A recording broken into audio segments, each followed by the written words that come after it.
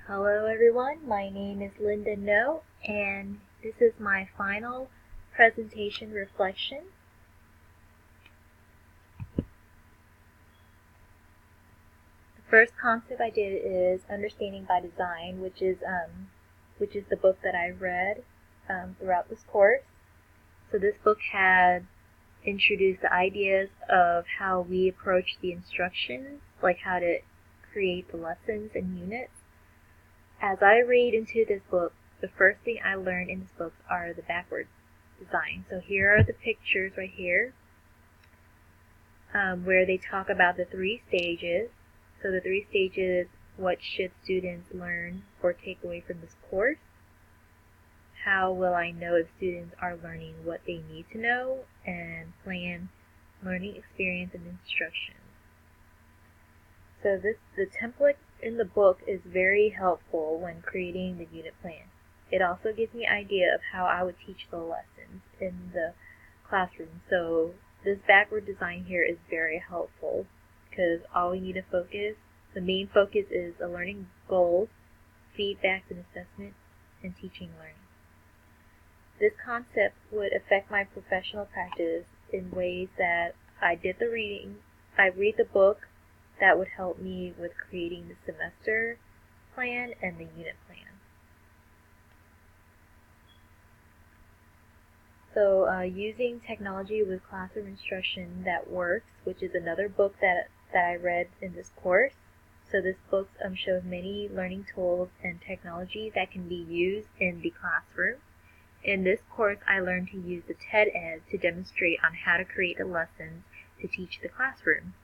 Along with this tool, I got to view other of my classmates' posts of their learning tools that they demonstrate, such as the Creative, Kahoot, Khan Academy, something like that. For instance, I had chose to create lessons and activities that relates to industrial revolutions for world history, since I helped out my special ed students in the classroom.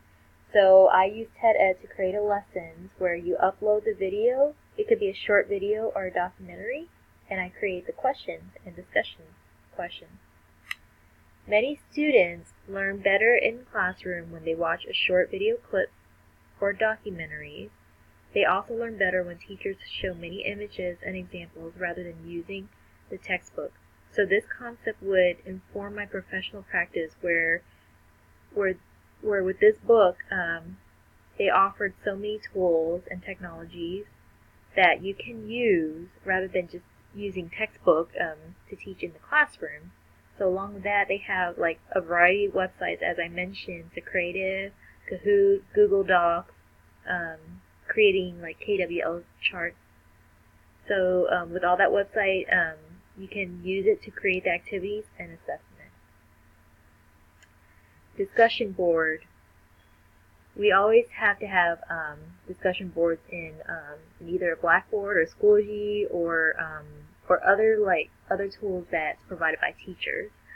It is a good way to use them on Schoology, like I mentioned, and Blackboard or any other tools. It is used for students to participate in answering questions. You can write reflections, you can contribute ideas.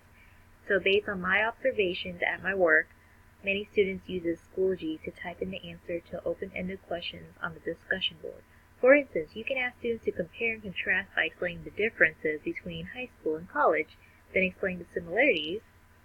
And so this concept will affect my professional practice in ways of having each student to participate in the lessons and activities to gain their understandings and knowledge. So in the end of the class, I would have them to write reflections about what they have learned and submit it on the discussion board, or type it in there. The essential question is what I have learned in when creating the unit plan or lesson plan. So a good essential question is a principal component of designing inquiry based learning. It is very important to include the essential questions on the unit plan because it is very helpful to know how I would teach the topic to help students gain their knowledge and understandings. So this concept will inform my professional practice that would help me focus on one topic in each lesson. Performance task is any learning activity or assessment that asks students to perform to demonstrate their knowledge, understanding, and proficiency. So beside like giving students like tests and quizzes with multiple choice answers and stuff like that, there are other ways to give students the assessments. So for instance, for example, the teacher would have students to do the role-playing activities where the students will research the information and present the lesson as if they're the teachers and we're the students. And then like with role-playing, it could be helpful to help students memorize what they have learned in the topic and content. So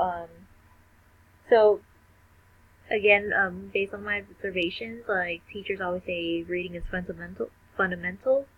So with role playing, they can like research on the internet or read into like chapters that relate to a topic. Like for instance, they do a topic about a World War I or II, and each students have to like present their part, and then at the end of their presentation, we ask them questions.